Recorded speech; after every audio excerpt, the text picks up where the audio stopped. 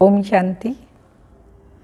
बाबा की 18 तारीख के अनमोल साकार मधुर महावाक्य हैं, जिनमें बाबा ने बताया है मोह की सब रगें तोड़ देनी है, इस सारी पुरानी दुनिया से ममत्व मिटा देना है। बाबा और वर्षे को याद कर अपनी कमाई जमा करनी है। साथ साथ बाबा ने कहा, अच्छा तैरने वाला तैरिक बनकर के सबकी सेवा करनी है, इस संसार सागर से उनको पार करना है, श्रीमत पर चलना है, अपनी बुद्धि किचड़े में नहीं फंसानी है। किचड़ा अर्थात पर चिंतन, व्यर्थ चिंतन, जिसको बाबा ने कहा पर मत, पर दर्शन और पर चिंतन। ये सुनना, ये है अपनी बुद्धि को किचड़ा का डब्बा बनाना, क्योंकि व्यर्थ फालतू की चीज़ें किचड़े के डब्बे में ही तो डालते हैं। तो हमें तो ज्ञान सुनना और सुनाना है, सबको सुख देना है, सुख लेना है, समर्थ बनना है, शक्तिशाली बनना है, व्यर्थ चिंतन थोड़ी करना है। अपनी बुद्धि को किचड़े का डब्बा नहीं बनाना है। तो सुनते हैं बाबा के मधुर महावाक्य। मीठे बच्चे, माया की फागी बड़ी ज़बरदस्त है, उससे खबरदार रहना है। फागी बादल में कभी भी मूंझना नहीं है। क्वेश्चन है, महावीर बच्चों ने कौन सा कर्तव्य किया है जिसका शास्त्रों में यादगार है? आंसर, महावीर बच्चों ने मूर्छित को सुरजित किया है, संजीवनी बूटी देकर सुरजित किया। इसका यादगार शास्त्रों में दिखाते हैं। तुम बच्चों को तरस पड़ना चाहिए, जो सर्विस करते करते बाप से वर्षा लेते लेते किसी भी कारण से बाप का हाथ छोड़कर चले गए हैं, बाबा का बने और बाबा का हाथ छोड़कर चले गए, उन्हें पत्र लिखकर सुरजित करो। ये ज्ञान की संजीवनी बूटी उन्हें दो। पत्र लिखो तो तुम्हें क्या हुआ जो तुमने पढ़ाई छोड़ दी, आदि आदि बदनसीब क्यों बने? तो गिरते हुए को बचाना चाहिए। गीत के बोल हैं, नैनहीन को राह दिखाओ प्रभु। ओम शांति। यह गीत बहुत कॉमन गाते हैं। हे भगवान, अंधों की लाठी बनो, क्योंकि भक्ति मार्ग में ठोकरें बहुत खाते हैं, परंतु बाप को नहीं पाते। आत्मा कहती है, हे बाबा, मैं आपसे मिलने के लिए इस शरीर द्वारा बहुत ही भटके, आपका रास्ता बहुत ही कठिन है। यह तो जरूर मनुष्य समझते हैं कि जन्म जन्मांतर हम भक्ति करते आए हैं, यह नहीं जानते कि हमको ज्ञान मिलना है, तब हम नैनहीन से सजे बनेंगे। भक्ति मार्ग का कायदा है, भक्ति करना, धक्का खाना। आधा कल्प धक्के खाए हैं, तुमने अब धक्के खाने बंद कर दिए। एक शिव बाबा को याद करते हैं, अपना जीवन हीरे जैसा श्रेष्ठ बनाते हैं, तो इधर उधर धक्के खाने बंद हो गए। तुम भक्ति नहीं करते, न शास्त्र पढ़ते। जब भगवान मिल गया, फिर यह सब क्यों करें? जबकि भगवान हमको अपने साथ ले जाने वाला मिला है, तो फिर हम धक्के क्यों खाएं? तो भगवान आएगा तो जरूर सबको साथ ले जाएगा। सभी धक्के भी खाते रहते हैं और एक दो को आशीर्वाद भी करते रहते हैं, समझते कुछ भी नहीं। पोप साधु संत जो आते हैं उनके लिए समझते हैं, तो यह गुरु लोग हमको रास्ता बताएंगे भगवान से मिलने का, परंतु वो गुरु लोग खुद भी रास्ता नहीं जानते, तो फिर दिखाएंगे कैसे? आशीर्वाद देते हैं तो भी सिर्फ इतना कह देते हैं, भगवान को याद करो, राम राम कहो। जैसे रास्ते में कोई से पूछो फलाना स्थान कहाँ है, तो कहेंगे इस रास्ते से चले जाओ। तो पहुंच जाएंगे।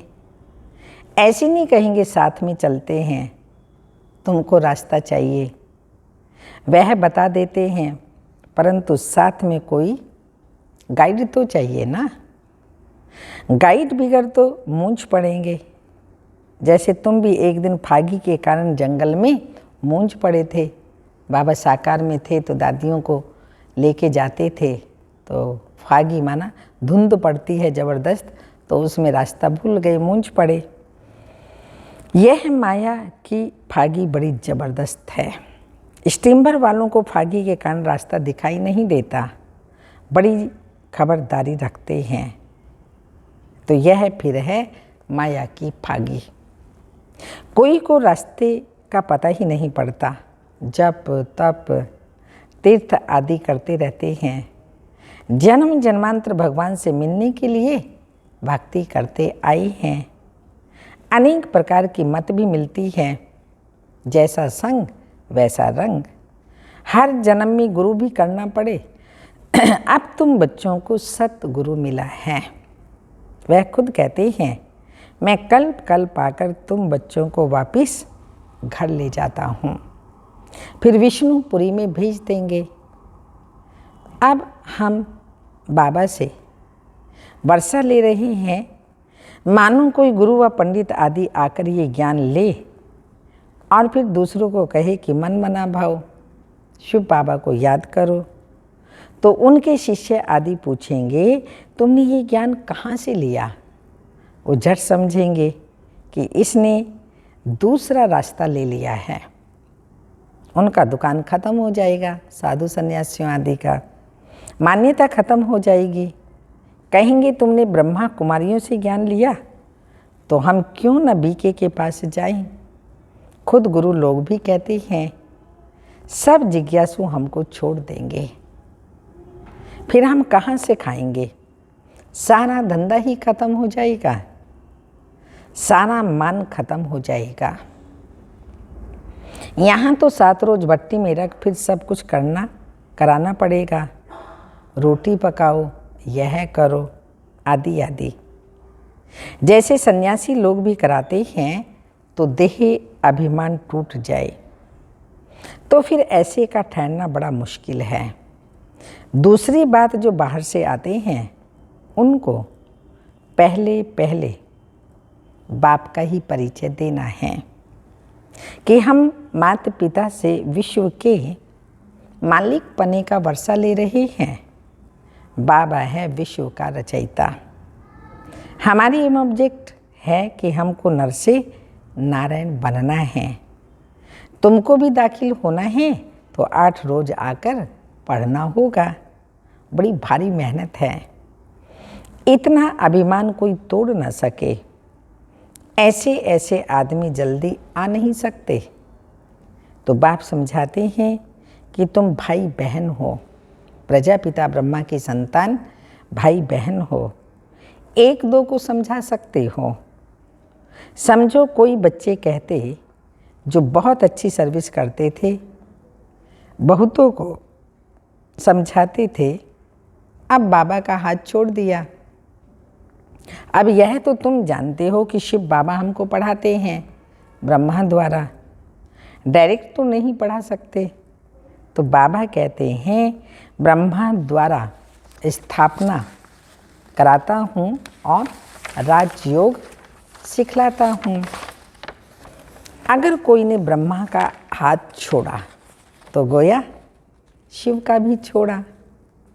विचार किया जाता है फलाने ने छोड़ा क्यों?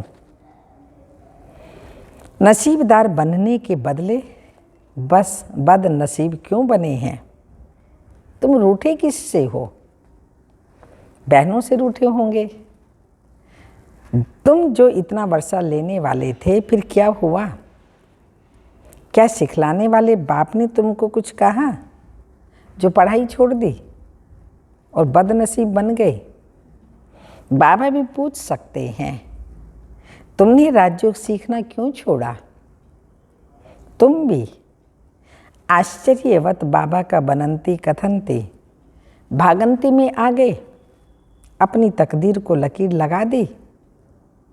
समय देख उनको लिखाना चाहिए। हो सकता है पत्र पढ़ने से फिर जग जाएं। गिरते हुए को बचाना होता है। डूबने से किसी को बचाया जाता है तो आफरीन देते हैं। यह भी डूबने से बचाना है। ज्ञान की ही बातें हैं, लिखना चाहिए। तुमने खिवैया का हाथ छोड़ा तो डूब मरेंगे। ये जीवन नैया इस कलयुगी भव सागर से पार की। खिवैया बाप के साथ का सहारा दिया तो बाबा ने कहा फिर अगर उनका हाथ छोड़ा तो तारू तैरने वाले लोग अपनी जान को जोखिम में रख दूसरों को बचाते हैं। जैसे वहाँ पर भी बचाते हैं डूबने वालों को, तो यहाँ भी विकारों में डूबने वालों को अगर बचाते हैं तो ये भी एक बहुत बड़ी तकदीर की बात है। कोई पूरा तारू नहीं होता तो खुद भी गुम हो जाते हैं। तैरना नहीं आता है तो वो खुद भी डूब जाते हैं। यहाँ भी किसी को डूबने से बचाने गया और खुद को तैरना नहीं आया। तैरना माना ये संसार भव सागर है, इसमें घर परिवार में रहते हुए तैरते हैं, माना सब कुछ उस परमात्मा को देते हैं। तेरा तुझको अर्पण। अगर मेरा मेरा करते हैं, बोझ हो जाते हैं तो फिर डूब जाते हैं। जबकि बाबा कहते हैं मेरा तो कुछ भी नहीं है, सब कुछ उस पिता परमात्मा का ही दिया हुआ है। तेरा तेरा करते रहो, निमित्त बनकर के संभालो तो इस संसार में तैरते रहेंगे। तुम भी कोई को डूबता हुआ देखते हो तो 10-20 चिट्ठियाँ लिखो। यह कोई इंसल्ट नहीं है। तुमने इतना समय हाथ पकड़ा, औरों को भी समझाए, फिर तुम कैसे डूबते हो? तुम प्रेम से लिखो, बहन जी तुम तो राजयोग सीख पार जाने वाली थी, अब तुम डूब रही हो। तरस पड़ता है तो बेचारे को बचाएं, फिर कोई बचता है व नहीं, यह तो हुई उनकी तकदीर। दूसरी बात यह जो प्रदर्शनी में ओपिनियन लिख कर देते हो कि यहाँ नर से नारायण बनने का मार्ग बताया जाता है। ये राजयोग तो बहुत अच्छा है, बस लिखा बाहर, बस लिखा बाहर निकला, लिखा खुद भी लिखा और बाहर निकला तो भूल गया। इसलिए जो लिखते हैं उनकी पीठ करनी चाहिए कि तुमने यह ओपिनियन लिखकर दिया, परंतु क्या किया? ना अपना फ़ायदा किया ना दूसरों का। तो पहली मुख्य बात है माता पिता की पहचान देनी है। इसलिए बाबा ने प्रश्नावली बनाई है। तो पूछो परम पिता परमात्मा से तुम्हारा क्या संबंध है, क्या वर्षा मिलता है, ये लिखाना चाहिए। बाकी सारी प्रदर्शनी समझाई पिछाड़ी में लिखने से कोई फ़ायदा नहीं। मुख्य बात है माता पिता का परिचय देना। अब समझा है तो लिखो, नहीं तो गोया कुछ नहीं समझा। हड्डी यानी जिगरी समझाकर फिर लिखा लेना चाहिए। बरोबर ये जगदम्बा, ये जगत पिता है, वह लिख दे कि बरोबर बाप से वर्षा मिलता है। यह लिख कर दे तब समझो तुमने कुछ सर्विस की। फिर अगर ना आई तो चिट्ठी लिखनी है। बरोबर ये जगदम्बा क्या और जगत पिता हैं तो फिर जगत अम्बा और जगत पिता हैं तो फिर वर्षा लेने क्यों नहीं आते? अचानक काल खा जाएगा तो मेहनत करनी चाहिए। प्रदर्शनी की उससे मुश्किल कोई 2-4 निकले तो फ़ायदा क्या हुआ? बच्चों को पुरुषार्थ करना चाहिए। आना छोड़ दे तो चिट्ठी लिखनी चाहिए। तुम बेहद के बाप से वर्षा लेते थे, फिर माया ने तुमको पकड़ लिया है, प्रभु का तरफ छोड़ देते हो।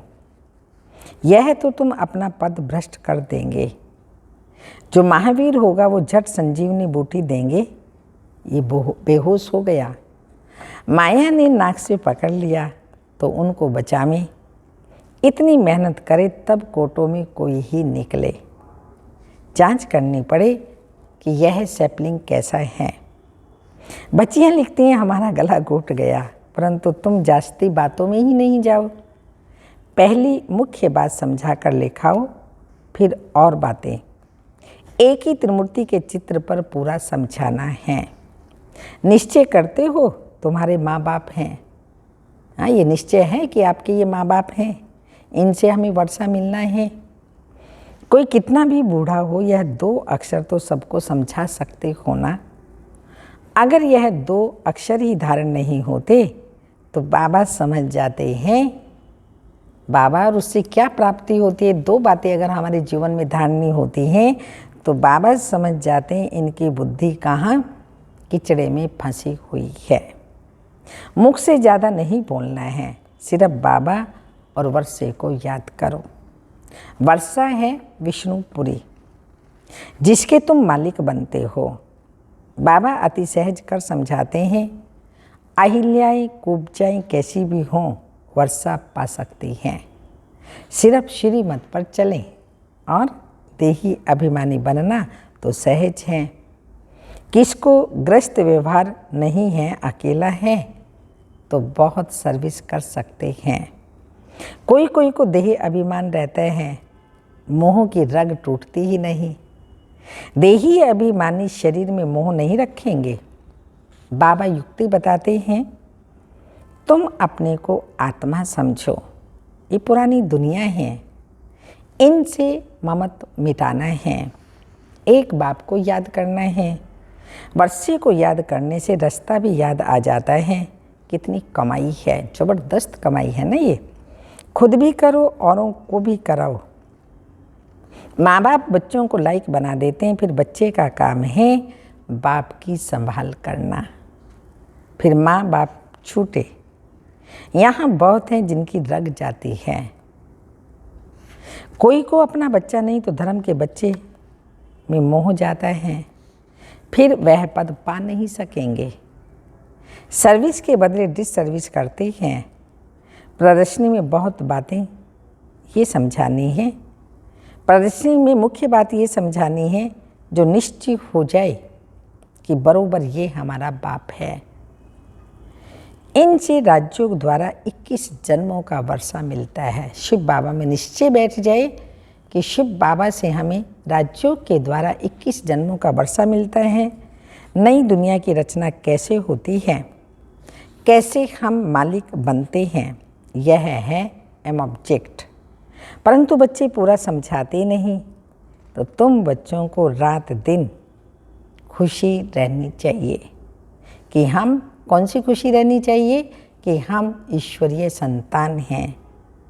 वहाँ विष्णु की दैवी संतान तो इतनी खुशी उनको नहीं जितनी अब तुम ईश्वरीय संतान को है। यहाँ ईश्वर बाप की गोद में हम हैं और वहाँ देवताई गोद में होंगे तो ज़्यादा खुशी यहाँ संगम युग पर है। अभी तुम ईश्वरीय संतान बने हो, फिर तुम ही विष्णु की संतान बनेंगे, परंतु खुशी अभी है। देवताओं को ईश्वरीय संतान से ऊंचा नहीं कहेंगे, तो ईश्वरीय संतान को कितना खुशी होनी चाहिए। परंतु यहाँ से बाहर निकलते हैं, माया बिल्कुल भुला देती है। तो समझो तकदीर में राजाई नहीं है, बहुत मेहनत करनी चाहिए। माया ऐसी है जो वहाँ का वहाँ ही थप्पड़ लगा करके भुला देती है। अच्छा, मीठे मीठे सिक्की लदे बच्चों प्रति माता पिता बाप दादा का याद प्यार। Good morning diamond morning.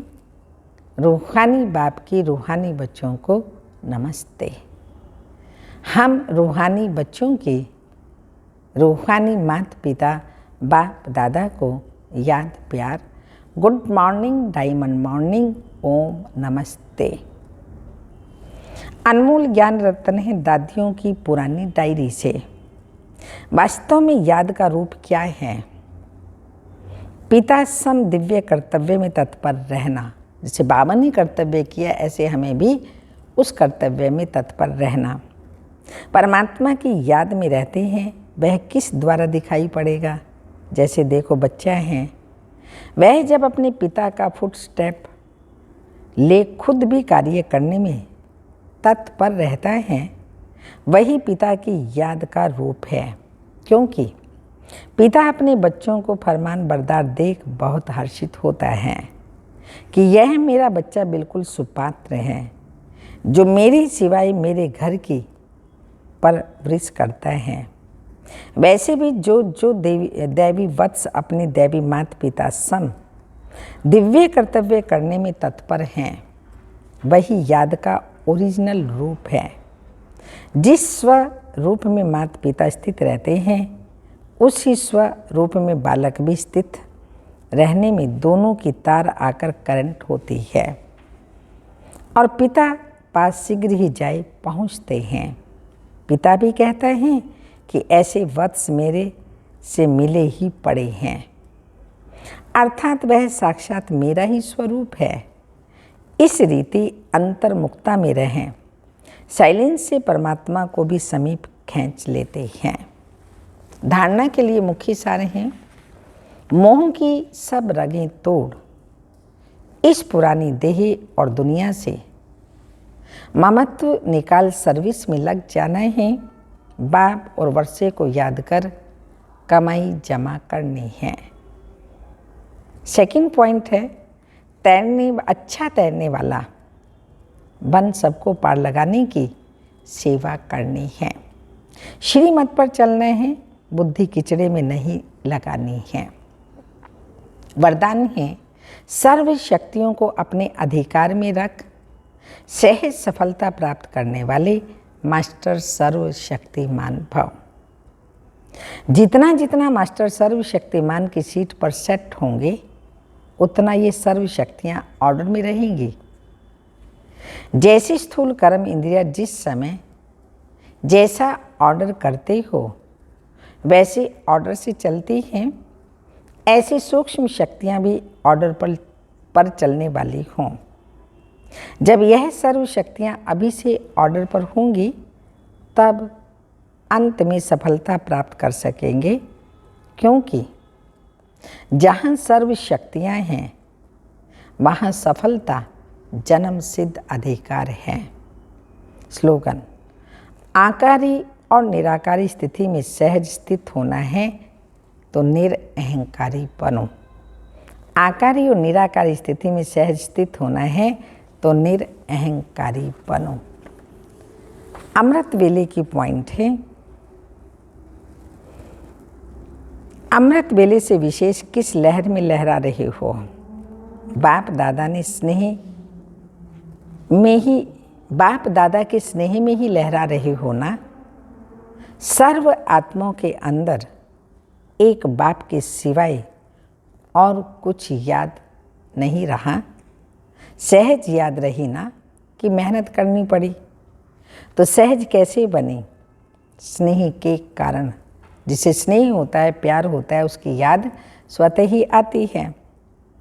तो क्या सिर्फ आज का दिन स्नेह का है? संगम युग है ही परमात्म स्नेह का युग। तो युग के महत्व को जान, स्नेह की अनुभूतियों को अनुभव करो। स्नेह का सागर स्नेह के हीरे मोतियों की थालियां भर कर दे रहे हैं, तो अपने को सदा भरपूर करो। थोड़े से अनुभव में खुश नहीं हो जाओ, संपन्न बनो। भविष्य में तो स्थूल हीरे मोतियों से सजेंगे। ये परमात्म प्यार के हीरे मोती अनमोल हैं, तो इससे सदा सजे सजाए रहो। अच्छा, ओम शांति।